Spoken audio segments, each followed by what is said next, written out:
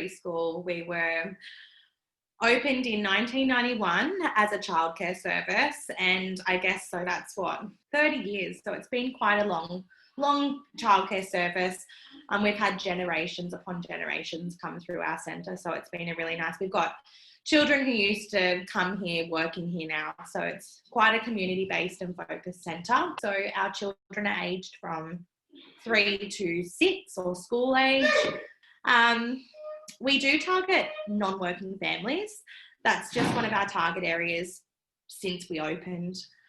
We do subsidised fees, so our fees are $10 a day. So we do really get an influx of those low socioeconomic families because we are in a city. We get a lot of feeding from housing commission complexes and sort of the ones, the inner city complexes. We have a lot of families from those complexes feed in as well. So because of that, we do see a lot of trauma. We see a lot of vulnerability in our families and children, DV, mental health, drug and alcohol. It's just something that we do see quite a lot within our children and what they're experiencing in their home environments. We love to be able to support our families. You know, the children come in leaps and bounds.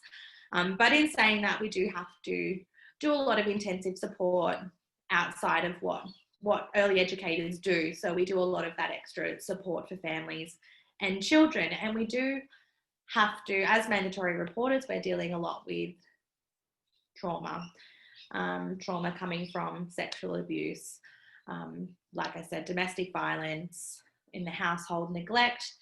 There's so many different factors that come through with our families and through what our children are experiencing. So child protection is something of massive interest with our educators. They're always wanting to learn more about how they can provide safer spaces, how they can empower our children to have the right tools to identify how to be safe and make safe choices. Yeah, sort of empowering them to make the right decisions and who to tell when they leave this space and they go home. And, you know, they do have to experience things not all children have to experience. So that's sad, isn't it? It's awful. It's awful, but we feel really empowered by that because we've got such important roles that it's not just education, it's family support. So we run the Safe Children, Safe Families program at your centre, and I'm curious, with the educator sessions, knowing the kinds of families that you're getting in, how did the educators find the professional development on child sexual abuse? They found it, I think, a mixture of confronting but really useful. The information that was delivered and how it was delivered was completely relevant to what we're experiencing on a day-to-day basis. It's not once a term that we come into contact with a child who has experienced some sort of abuse or, you know, something reportable. We deal with that so frequently. So the information that we received was so relevant to something that happened that week. And it actually just sort of gave us the peace of mind that, yes, we're doing the right thing. It allowed us to be able to ask those questions. Like, how do we respond properly? How do we ensure we're following the right procedures? What more can we do to make sure we're protecting these kids as much as we can? So it was just so relevant, and having you there face to face gave us those immediate responses to the questions that we had. And it actually helped us really importantly in one instance that was happening at the time that we were doing the training. So what about the kids? But was there any comments that the kids were sharing in between times or since? I know that the educators were really impressed about some of the children being able to identify what's safe and what's not safe. And it is something that we will now continue because the educators have seen a group time like that being delivered. They don't feel as intimidated to revisit that. I think when you think child protection and delivering that to an age range of 3 to 5, you think, how are you going to do that? How do you break it down? How do you answer those hard questions? And get them thinking about everyday instances. Yeah. And any suggestions for adapting the program? More frequently.